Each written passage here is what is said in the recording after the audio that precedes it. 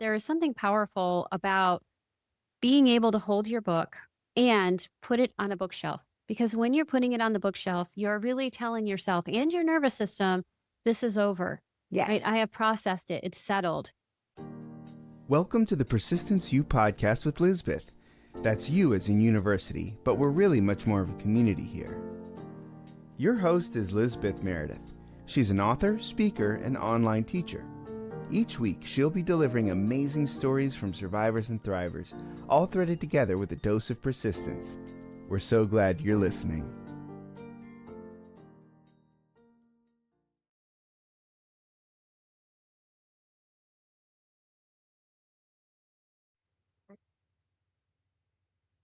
Her sisters and brothers, I am really excited to have Lisa Cooper Ellison with us today, who has her own podcast, and it's called Writing Your Resilience. I think the conversation is so interesting. Of course, there are a lot of studies about the many different benefits of writing, and part of the research has shown that it can be very therapeutic for people to write about their experiences. It does all kinds of things to our brains, can facilitate healing, all of that, but not always. So we'll have an interesting conversation about that and about how she works with people to write their own resilience. Thrilled to have her. And speaking of writing, it's been a while since we had an update. First of all, happy to hear that you've liked some of the recent episodes, like with Queen Michelle, and also with Susan Shapiro Barash, and with many of our other guests. We've had a variety this last few months, from crime survivors to people who've used art to help them in the process of their own gaining resilience. And of course, today we'll have Lisa Cooper Ellison.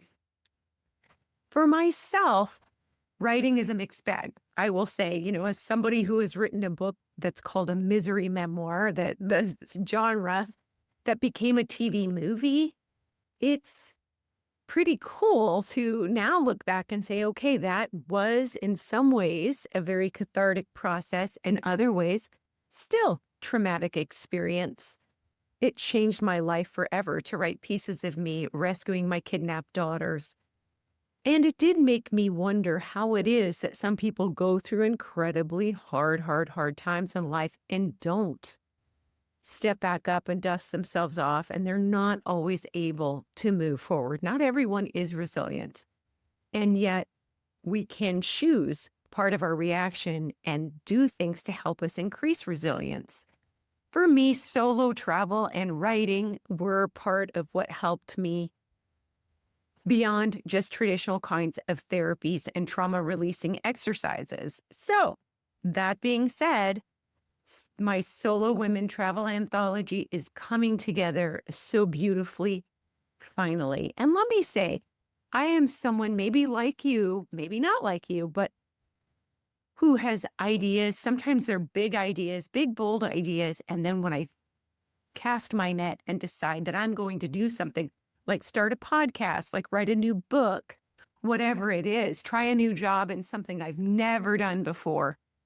It seems like a great idea, and then I am seized with gripping anxiety that impacts my sleep, it impacts my mood, it kind of can shut me down for a little while. And yet I've also found that if I don't throw down my intention and start a project, even if it's not fully fleshed out, it won't happen. It just won't. I'll be another one of those people that says, I have this idea, I have this goal, and nothing comes of it.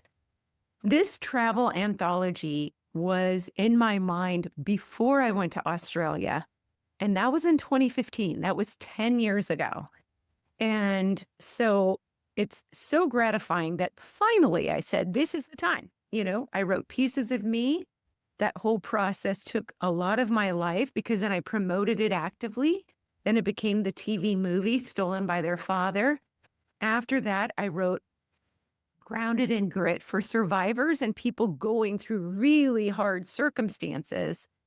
And then Tilka Faces the Odds, One Man at a Time, a fun novel based on the younger me I wish I had been, really. And so much fun to write. Now it was time to make good on my promise to myself with this solo women's travel anthology. I had hoped it would be not super young backpackers, not that that's not fabulous, but I wasn't sure why it was so important to me. I just knew that I needed to do it. It was in the process of putting out calls for entries. Every time I would post on a Facebook group or on my own author Facebook, by the way, join me on there, put it on my YouTube channel, whatever. Every single time I created a post, again, I would be sick to my stomach with anxiety. Am I doing the right thing? Did I say it right? Am I reaching the right people? A friend of mine told me, hey, you should go on one of those travel websites. And, there's so many solo women travel Facebook groups. And I was a part of one for a while. I read their rules over and over, reached out to the administrator who never got back to me. And that's pretty typical in some of these Facebook groups. So I went ahead and posted about this, that I wanted stories of older women who used solo travel to increase their resilience or to heal from something that happened, to rediscover themselves after perhaps caregiving parents or raising children, going through something challenging. Finding herself on the top of her priority list, at least for a short period of time, can be so liberating. So I wrote a little post and sure enough was banned from that Facebook group without any comment. And it's kind of funny. One of the things that occurred to me as I was putting this together was I wanted there to be a nexus between this and domestic violence services. And then it crystallized in my brain why. Ask any woman who walks at night for exercise, like I do here, because it's frankly too hot during the day to get any exercise. So I go late at night. A woman who's gone on a hike, gone camping by herself, or gone on a big trip across continents. Ask her what people tell her. And it's typically, that's so dangerous. You shouldn't go alone. Are you sure you want to do this? But the reality is the most dangerous place for women worldwide is right at home. If one wants to be injured, there's no place like home for a woman, because worldwide, women are still more likely to be injured or killed right at home due to intimate partner violence. I have watched funding for programs that had at one point helped me and my kids put our lives back together, like shelter services, advocacy, all of that. I watched the funding shrink so quickly in the last many months. It's as though women do not matter in the United States. It is gross.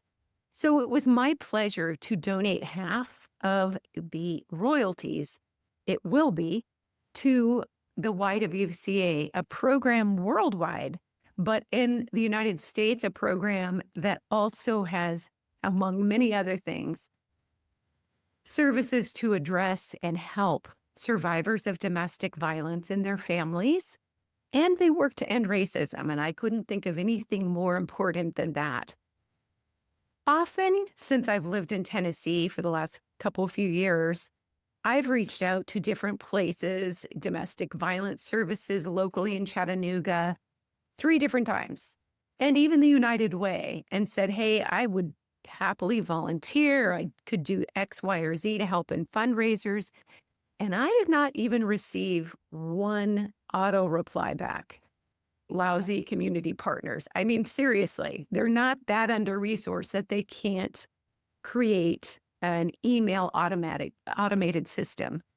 That is not somebody I want to partner with. But the YWCA, typically pretty responsive. And if you look at the YWCA's not their Facebook page, but their website, you can see that they have a way for third-party fundraisers. So I will tell you that when I reached out finally to a local chapter of the YWCA and heard right back, such a joy.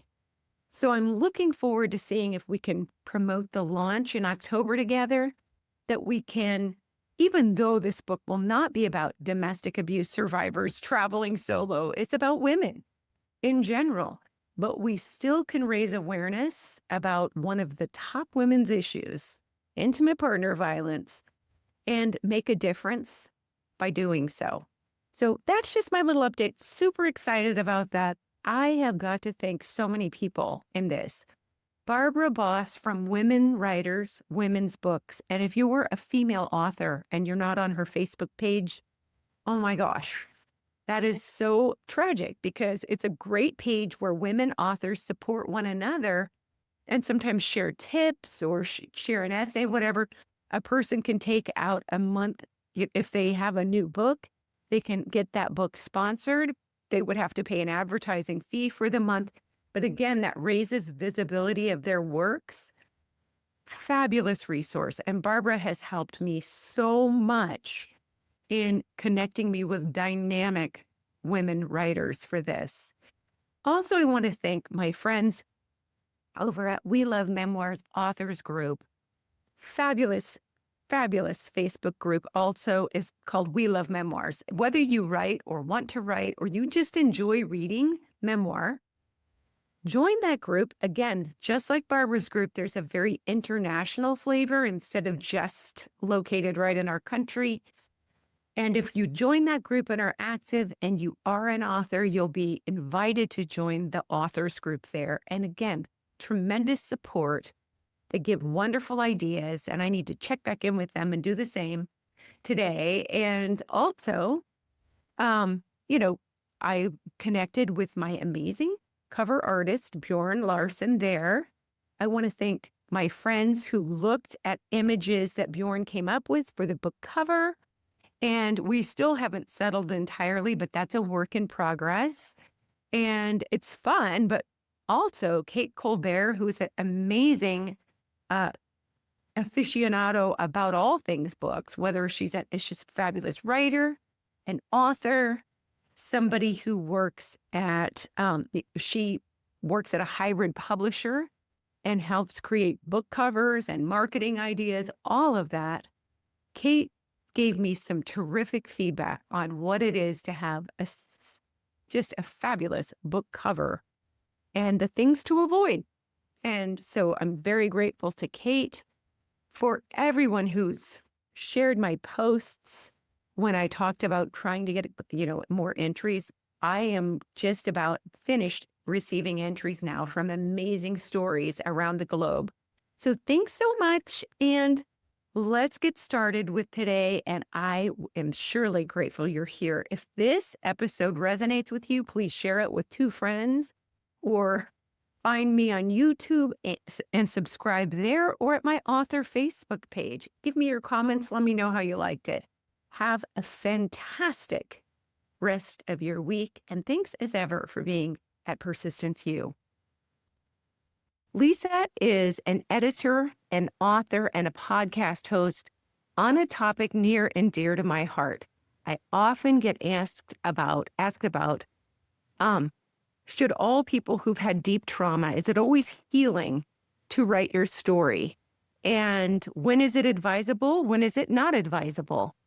Those kinds of questions. And while I can't answer that for everyone, I can definitely say writing about heavy-duty trauma that is not been processed, I don't think is ever a good idea for publication. It's different if a person is journaling, but I am a huge believer in getting support and being in community and learning about whatever it is that has changed our lives forever, whatever kind of trauma that is.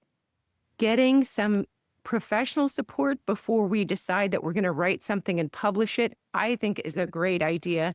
But I can't wait to hear what Lisa thinks. She has an amazing business. If you are thinking about writing your story, especially if it has issues of trauma with it, tune into her podcast and consider working with her, because she is there developing community and making it a safe space for people's stories to matter, and for the trauma sometimes to offer a legacy of healing instead of hurting.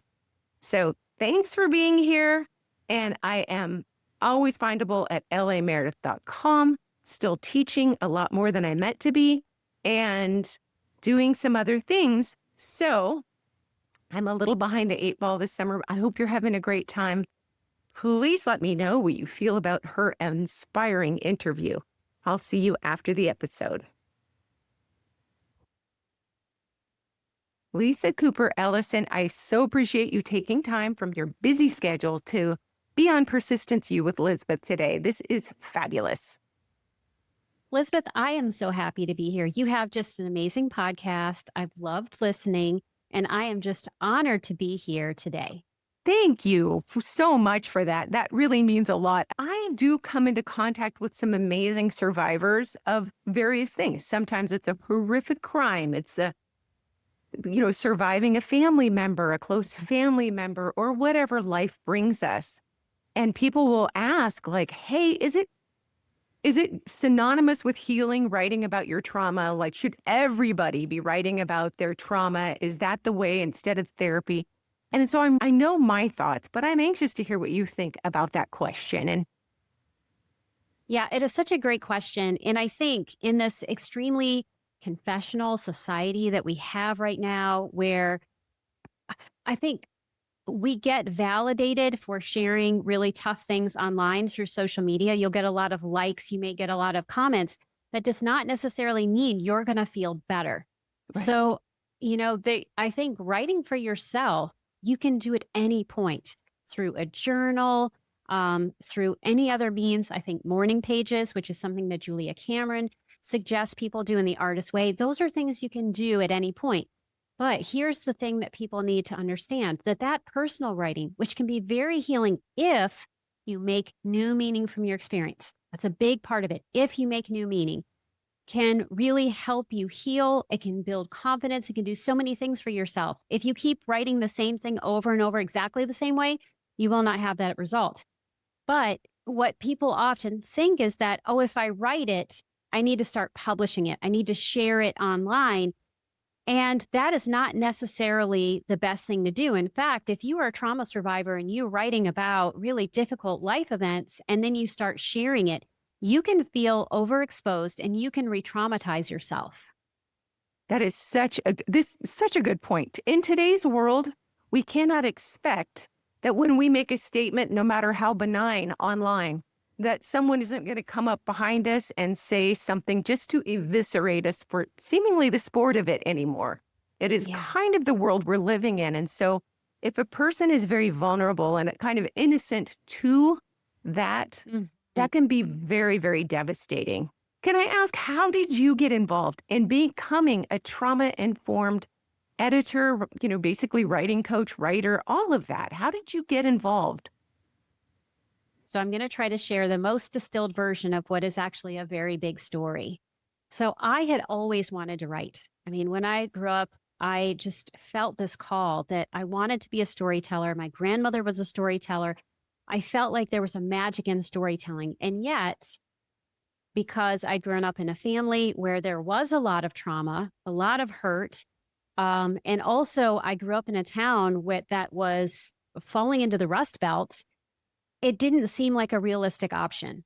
In fact, I watched my father and my grandfather lose their jobs, lose their retirement. My father was functionally homeless for about 2.5 years because he couldn't afford an apartment and to, pay child support. So all of these things that happened, which sent me the message that doing things that are practical and safe are really important. And yet I still had this urge. This urge was there. It kept burning inside me. I wanted to write. And in 1997, my brother ended up dying by suicide during this very public mental health crisis. And I sometimes talk about this like a crucible, right? We all go through these things in our lives that create this before and after that fundamentally change the way we see the world. And that heartbreak and some of the people that I met along the way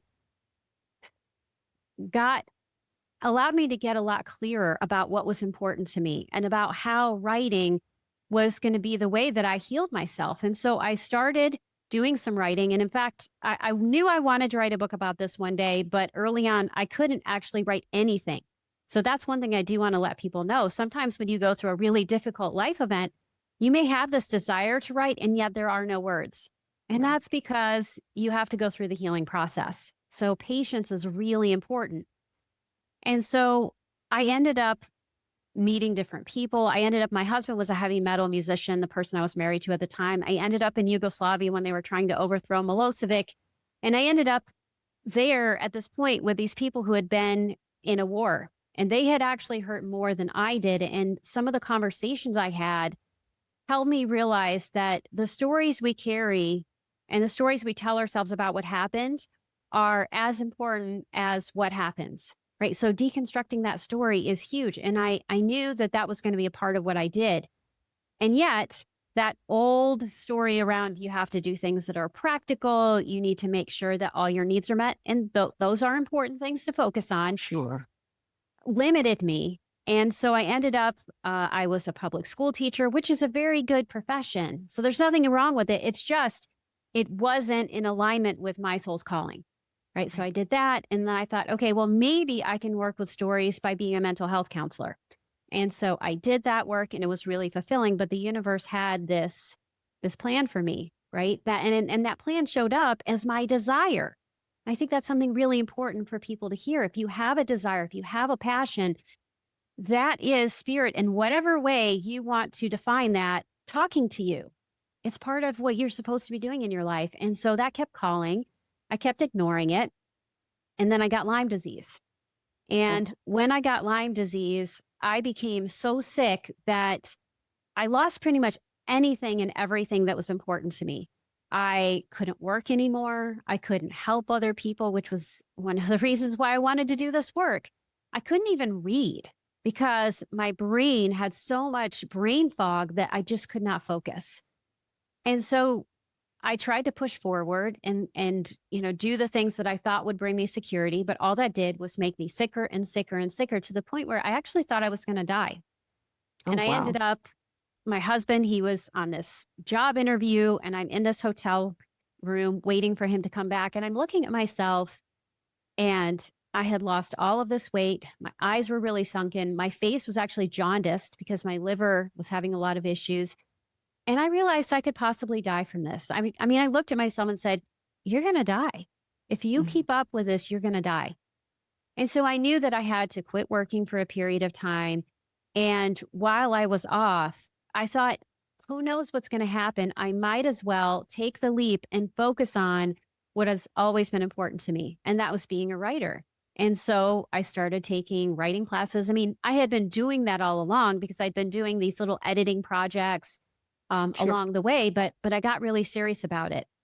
And the more I did that work, the clearer I got that this was truly my life's purpose. And I want to say, by the grace of all things that are great, the right people came into my life. And I think that's because I was doing the work to allow that to happen. And I got to a place where I was ready to let people in.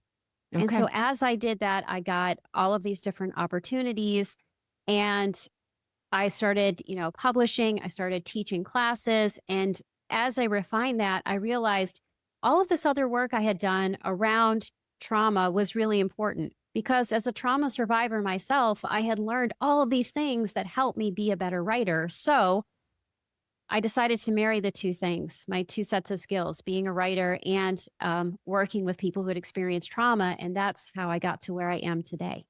I really love that. That's a beautiful and well distilled story. How does you did a great job telling it. How does it differ being a trauma informed writer, which not all of my listeners will know what being trauma informed means, and being just another editor or writing coach? So glad you asked because it's the number one question that I get asked. And here's the answer. So someone who is trauma informed understands what trauma is and how it impacts the nervous system and also how it impacts the work that you're going to do, which in my case happens to be writing. And so I understand not just how difficult stories work and how that might feel in your body or how that affects your nervous system, but I understand how to help you regulate your nervous system so that you can maximize your creativity. And that's really important because sometimes people will hear trauma informed and think, oh, that means you want me to write about my traumas or the most horrific thing that happens to me. And that's not necessarily true. Right. You can learn how to regulate your nervous system writing about anything. And I think that's so important because we live in a highly dysregulated society because we have so many inputs and so little downtime. True. And so many things coming. The world is pinging, knocking, ringing. Yes. And so we're already at a heightened, cortisol level. And then you add trauma to it, and you really are. I mean, it's regulating that is amazing. So that is fantastic. So this became then what you did and became business. Now you have a podcast, you have classes that you teach, and you do some editing. Is that correct as well? Yes, I do some editing. I do a limited amount of that. A lot of what I do is coaching writers through the writing process, helping them deal with the blocks that they have, teaching them writing skills through webinars that I teach. But I do have a small number of individual clients. Oh, excellent. I was so excited to hear the podcast. Can you name the podcast? I did in the introduction, but can you talk about how you began it and have continued it since? Yeah, so the podcast is Writing Your Resilience. And as I was thinking about what is the message I want to get out in the world and how does that fit with my business, I really got clear on the fact that what I help people tap into is the resilience inherent in them, which is, something we're all born with, but it's also a set of skills that we can Right. foster over time. And I think that's really important because some people will think, oh, well, I'm not that resilient because I struggle. You are resilient because you're still here and you figured out how to navigate struggle. So on the podcast, I interview a variety of writers as well as people from the fields of mental health and other healers so that we can talk about resilience from a variety of different angles. And what I hope with the writers, especially, the more you hear about the struggles that people have faced, as well as how they overcame them or how they navigated them, you can begin to see, well, how might that work for me? Right. And I love that because a lot of times I do hear from people, they'll say, I'm just not that person. I'm not Yeah. very resilient. I was just born with my cup is half empty. And Mhm. I'll never change. That's just how it is. And the fact of the matter is, with brain development and neuroplasticity, we can make different connections and make positive changes for the balance of our lives, until our life is over. And so that's really important. I think what you have offering, it sounds like you're offering community, we're offering coaching and encouraging feedback. And that is a way that people gain a lot of resilience. I also help people tap into the joy and fun of writing, Hmm. regardless of what you're working on. I actually have this small group of writers that I have been working with for almost a year now. It's such a Oh, gift that I've been able to work with this group for a period of time, and some of them have just incredible stories of tragedy and loss and heartache that they have experienced. And writing about it has been tough at times. But what I love about our class is how much joy there is, how people can laugh, and how people can say, oh, even though I'm writing about this really difficult thing, because you gave me this prompt or because we're exploring it in this way, this is actually fun.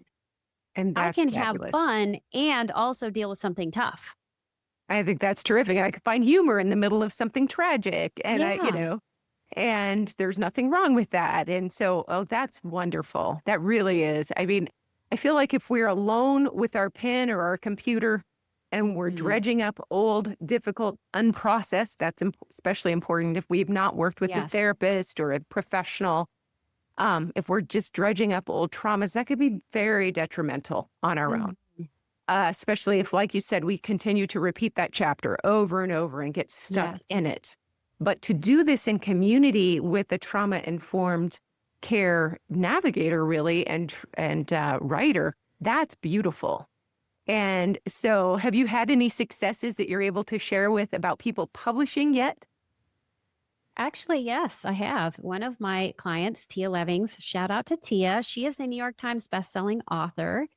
Andrea Langford is also a New York Times bestselling author. So that's been really exciting. One of my clients, Shoshana Koch, she just recently published a piece in her stories, which is amazing. I have another client who has a piece that's going to be coming out soon in HuffPost. And someone else just emailed me today that she also has a piece coming out, which is exciting. So yeah, I've actually been doing this on LinkedIn and it's been very fun. I have this shout out Fridays where I've been shouting out all of my clients who've had successes. And it's been so fun to be able to celebrate them and just to have all this content that I can celebrate. So I keep going like, oh my gosh, there's another Friday that I can celebrate. Oh, that is so fantastic. That really is. And, the thing about writing an essay, like for her stories or something like that, is, that is the first step to something even greater, should a person Yes. want to. That is a great way to dip a toe into the publishing world and see how that feels. Because it can be very vulnerable, very Mhm. vulnerable to publish a story about something very important to oneself. And I feel like my book I wrote a book once that took 20 years to write. And I'd gone through so much therapy and EMDR Mhm. and this, everything. And I felt very comfortable being able to publish this book. But when I started promoting it, I started getting sick. And that Yeah. lasted for about a year. So, it still was a wonderful experience, but it's amazing that trauma can still live in the body. And Mhm. so it's a little more challenging than one might imagine. It's one thing to imagine what it's like to write and publish a book like, yay, that's so exciting. It's far another to do it, but it's really amazing because you're able to change your life and someone else's as well. Yes. So that is fantastic.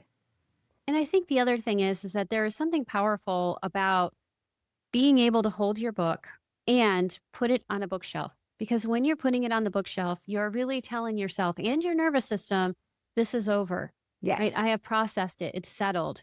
And I was talking with this with another one of my clients. I have so many wins I can share. Casey Mulligan Welch, I don't want to forget her. Her book, The Full Catastrophe, came out this year, which is another beautiful memoir. And that is about the loss of her son and how she'd experienced all of these losses in her life, and yet she was able to see the joy and the beauty anyway, right? So, and it was a hard earned lesson that she got. Right. So, I wanted to talk about that, but yeah, I think that's the power of writing is that when we write about things, whether we're writing for ourselves or we do eventually write for an audience, we externalize the material. It doesn't have to live inside us, but Right. as you said, and this is something I've been working with a lot of writers on, when you get to that point where you decide to publish, yeah, anything that's still stuck in the body starts to say hello, and you have to be ready for that. I mean, Right. it's just another layer of the process and another opportunity to heal. Right. I love that. That's such a good point. And I feel no shame about it because I just made an appointment with my therapist and went back for what the support that I needed. And the fact remains that there are certain things we will never, quote unquote, get over, but we Yes. do incorporate them into our lives. And sometimes they have an enriching characteristic into our lives, even if that sounds awful. But there are certain things that I have been able to do that I would have never been able to do if I hadn't gone through stuff. And, did kind of define my life also professionally. Mhm. That's not all bad. And the idea that readers reach out to us writers and say, Yes. you gave me permission to share my story. Your story gave me permission to look at mine and to share it. And that's one of the greatest things. And how wonderful that you're impacting so many writers who are then impacting so many readers. What has been the most surprising thing as you have had your business go on for a while and experience these successes? Oh gosh, so many things have been surprising about this. I'm sitting here thinking, what are the first two that come to mind? And I think one of the things for anyone who is a writer or an entrepreneur in any way is how much you have to begin to embrace failure or to look at things as an experiment. That was not a skill that I was taught. Right? If something didn't work out when I was a kid, I was told, well, that means that you don't work out, right? There's some flaw inside you. And yet it's all an experiment. And so I think learning how to do that has been really helpful. The other thing that's been a surprise, and it's kind of funny, it's making me smile and I'm feeling bashful, is that, sometimes it's important to ask people, well, why do you want to work with me? What is it about me or this work that is important? And what I hear again and again and again from people is, you make me feel safe and you make me feel brave. And I'm going to tear up now. I am, because what an honor, and I don't know what aspect of that it is in myself or in the process that does that, but what an honor to be able to do that for another human being, to make That them is feel safe wonderful. and to make them Exactly. feel brave enough. In this world, especially, that is just so important. And what could be better? I mean, absolutely nothing to give, to help someone to feel safe, then they can blossom and share their own unique voice, but not until then, Right. so that is beautiful. I love that. Well, where can people learn more about the work that you're doing and maybe get to work with you and listen to your podcast? So the best place is to go to my website, which is lisacooperellison.com. You can also sign up for my you can also sign up for my Substack. That's always hard to say, Substack. Yeah. You can sign up for my Substack at lisacooperellison.substack.com. You will get the latest episode of my podcast delivered to your inbox. You'll also be the first to know about any offerings that I have. And it's a great place to just communicate with me. I ask questions every week in my Substack that you can answer. And I see this as a dynamic community and as an opportunity for all of us to have a conversation around what it means to be resilient and also to be a writer. Oh, I love that. Thank you. That sounds absolutely perfect and a terrific offer to get it all under one umbrella. So fantastic. Thank you so much for making the time to be on Persistence U today, Lisa. I really appreciate it.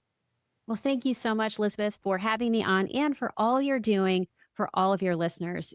As I said in the beginning, your podcast is such a gift, and I'm so grateful that you do this work. Oh, thank you so much. I appreciate it. And I feel the same about you as well. It just sparked so much joy when I saw that you have this podcast. So this is terrific. Thank you. I should have asked, what upcoming classes or workshops do you have, Lisa? Because I think our listeners, there are a lot of potential writers who would really enjoy working with you. I am super excited about a class that I'm going to be teaching this fall. It is Free Your Voice, Fuel Your Motivation. And it is a 12-week mindful writing class for memoirists where we are going to get together in a safe, sacred environment. You will have opportunities to write. You will get feedback from me and my TAs, who are amazing writers and editors. And you will build a cohort with other people where you get a chance to not just write, but to have fun with the writing process. That's fantastic. And that's unusual because often the writing process can be very much a solo venture. And so it's nice to write in community. That sounds wonderful. And so people can learn about that at your website. Is that correct? Yes, that is correct. And signing up for that email list on Substack. Mm-hmm. Yep. You will see Perfect. an advertisement for it every single week until it runs, which it's going to run on September the 18th. That's when the class will begin. Oh, fantastic. Coming right up. Well, thank you. Good tip. All right. Let's see.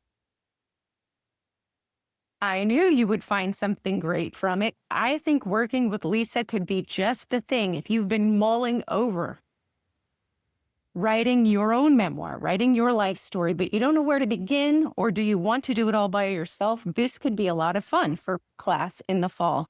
Please don't forget, I've got my own anthology for solo women travelers who've used solo travel, traveling alone, as a way to heal or increase resilience, or to, frankly, move away from something very heavy that happened to them. I'm looking for 1,200-word essays, and I have some, but I need to get many more to look over. And I'm really grateful for anything you can do to help spread the word. Some people have asked, why choose just women? Why not men and women? I love men, and I have lots of male friends. For this There is something very different when a woman is older and she starts to finally have the opportunity to prioritize herself. Often women have prioritized their partners, their children, if they have them, the household, their caretakers for their own parents. So when they finally get an opportunity to find themselves more toward the top of their own list of priorities, it is very sacred. And so that's why. So thanks again. Love that you were here, and I hope you enjoyed. We hope you've enjoyed this week's show. Thank you so much for listening. Now, to find out more, head on over to lameredith.com and be sure to hop on the mailing list too.